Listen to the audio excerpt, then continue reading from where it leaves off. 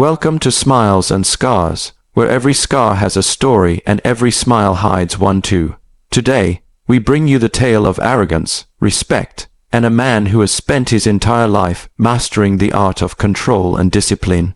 This is the story of what happened when a group of arrogant locals decided to attack Steven Seagal at his own ranch, not knowing that the man they were dealing with was a legendary martial artist. The sun was beginning to set over the rolling hills of Arizona.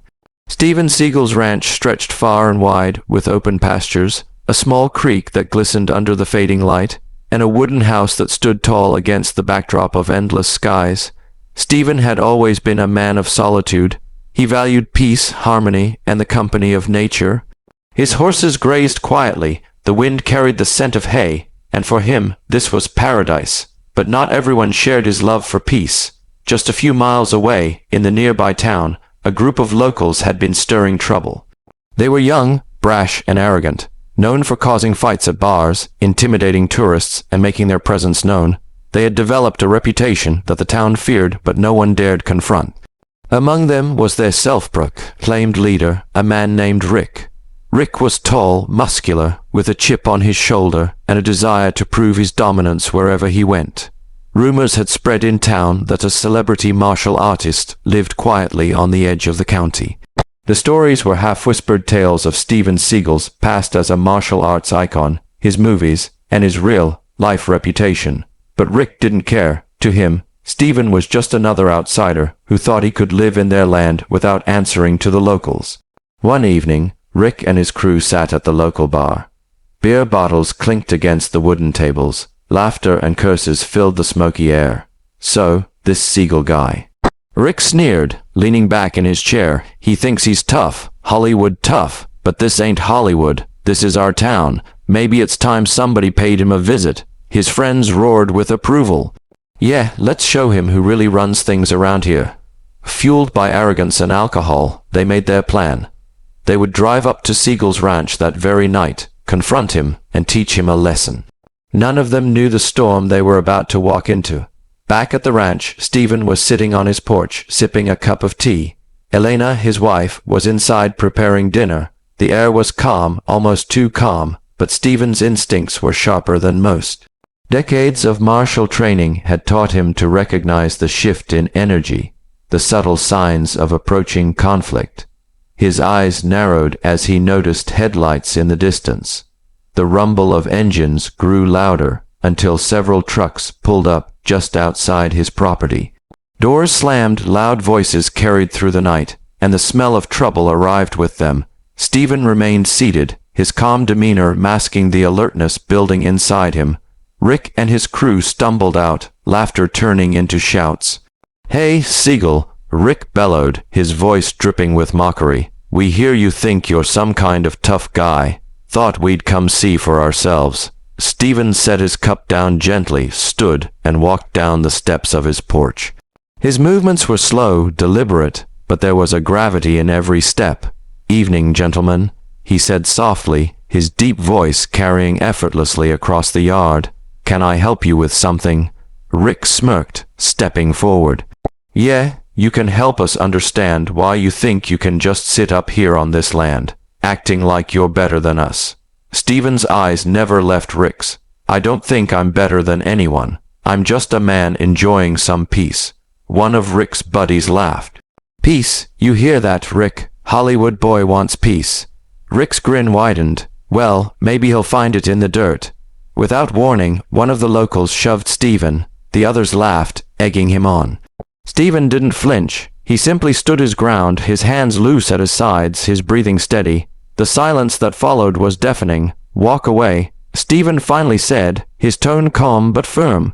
"This doesn't need to go any further, but arrogance is a blinding force." Rick took the calm as weakness. "You hear that, boys? He's scared." The first punch came suddenly, thrown by one of the younger men. It was wild, sloppy, full of drunken rage. Steven's hand moved like lightning, catching the fist midair. With a subtle twist, he redirected the force, sending the man's stumbling face first into the dirt.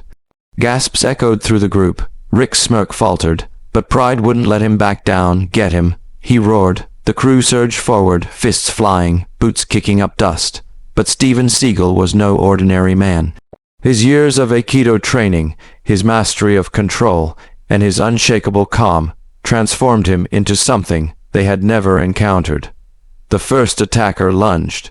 Steven sidestepped, guiding the man's momentum before sending him sprawling with a simple wrist lock. Another swung a bottle. Steven ducked, pivoted, and the bottle shattered against the fence. The attacker found himself flipped onto the ground, gasping for air. One by one, they fell, not from brute force, but from Steven's precision. Every move was efficient, every strike controlled. He wasn't fighting to hurt them, he was teaching them, in the most painful way possible, the consequences of arrogance.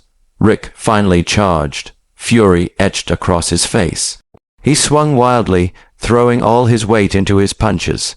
Steven blocked effortlessly, deflecting the blows with movements that seemed almost too smooth, too fluid. Then, with a sudden twist, Steven trapped Rick's arm, spun him around, and sent him crashing into the dirt. Silence fell. Dust lingered in the air, broken bodies groaned on the ground, and Steven stood tall, unmoved, his eyes steady. He looked at Rick, who was gasping, his pride shattered. "Go home," Steven said firmly. "You've had your fun. Don't make me regret letting you walk away." Rick's eyes burned with humiliation. He struggled to his feet, glaring at Steven. "This isn't over," he spat, wiping blood from his lip. "You'll pay for this." Steven didn't reply. He simply turned and walked back to his porch, his silence louder than any threat. The trucks roared back to life, carrying the broken men away. But Steven knew in his gut this wasn't the end. Rick's arrogance wouldn't let it be. Tonight was only the beginning of a storm that would test not just Steven's strength, but his patience, his principles, and his ability to protect what he loved.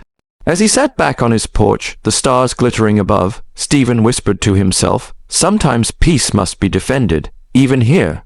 And with that, the night swallowed the ranch once more, leaving only silence, and the promise of the battle yet to come.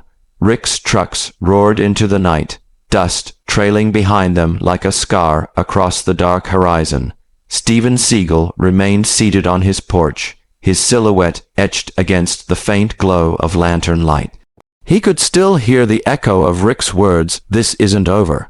As Steven had dealt with arrogance before, in countless forms and faces, but there was something different about Rick. His pride wasn't just bruised, it was shattered. And a man with shattered pride could be dangerous. Inside the house, Elena peeked through the curtains. Her eyes were filled with worry. "Steven," she whispered, stepping onto the porch, "what if they come back?" Steven placed a reassuring hand on hers. His voice was calm, steady as stone. "If they come back, we'll be ready, but I hope they've learned their lesson." But hope wasn't enough. Meanwhile, across town, Rick sat in the back of a bar with his crew. Their cuts and bruises glistened under dim neon lights, but what hurt more than their bodies was their pride. The whispers of other patrons only fueled Rick's rage. "That Seagal guy took them all down, alone," someone muttered. Rick slammed his fist on the table. "Shut up. He didn't beat us, he blindsided us." His buddies exchanged uneasy glances. "Rick, maybe we shouldn't mess with him again. The man's dangerous." Rick leaned in, his eyes burning with fury. "Dangerous? He's just a washed-up movie star. I don't care what people say. Nobody embarrasses me in my own town. Nobody." His words carried poison, and his plan began to form. The following night was eerily quiet at the ranch. Steven fed his horses while Elena prepared supper. The stillness seemed unnatural, like the land itself was holding its breath. Then headlights, more of them this time, not just 2 trucks but 4. Engines rumbled as if war drums had arrived at his doorstep. Steven stepped out onto the porch again, his eyes narrowing. He counted at least a dozen men climbing out of the vehicles, carrying bats, chains, and crowbars. Rick stood in the middle, his face still bruised but his grin wider than ever.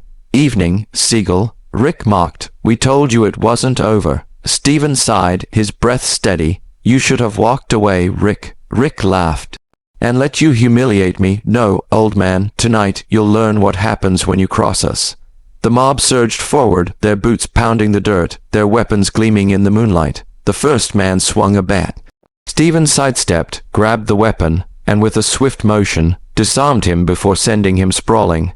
Another lunged with a chain, but Steven twisted his wrist, coiling the chain around his arm before yanking the man off balance. It was chaos, but Steven moved like water, flowing through their attacks with precision. Every strike was calculated, every throw controlled. He wasn't just fighting, he was dismantling them, but there were too many. A blow caught him on the shoulder, forcing him back a step. Another kick grazed his side. For the first time, Steven realized they weren't just here to scare him, they were here to destroy him. Elena screamed from the porch. Steven, Rick seized the moment. He grabbed Elena, pulling her down the steps. Wrapping a thick chain around her wrists, he sneered, "Let's see how tough you are when your wife's the one in chains." Steven's eyes darkened. The world around him seemed to fall silent. "Rick," Steven said, his voice low, dangerous. "Let her go." Rick tightened the chain, dragging Elena toward the trucks. "Or what? You gonna beat us all again? This time, you won't get the chance." The mob closed in, their laughter cruel, their arrogance unchecked. But they had made the gravest mistake of their lives. Steven moved like lightning. His hands struck, his legs swept, his body a storm of precision. One by one, men dropped to the ground groaning, clutching broken pride and broken bones. The dirt became a battlefield, the night air filled with shouts and the thud of bodies hitting the ground. Rick tried to retreat, pulling Elena with him. But Steven was already there. With a sharp twist, he grabbed the chain, yanked it from Rick's hands, and freed his wife. Elena stumbled back, safe at last, as Steven turned his full attention to Rick. "Your fight's with me," Steven growled. Rick swung wildly, desperation replacing arrogance. Steven blocked, deflected, and finally trapped him in a lock so tight that Rick dropped to his knees, gasping. The mob, beaten and broken, could only watch as Steven dragged their leader toward the trucks. Minutes later, headlights pierced the darkness again, but this time they weren't trucks. They were police cruisers. Steven marched Rick, still bound by his own chain, straight to the arriving officers. The men gasped at the sight, the arrogant local leader tied up like a criminal, dragged in by the very man he'd tried to humiliate. "What's this?" the sheriff demanded. Steven's eyes were cold. "This man and his friends trespassed, attacked me and my wife, and threatened our lives. You know who he is. You know what he's done in this town. Tonight, it ends." The sheriff hesitated, clearly torn between loyalty to Rick's family and the undeniable evidence before him. But Steven's presence, his authority, his unwavering calm, it left no room for doubt. Rick spat on the ground.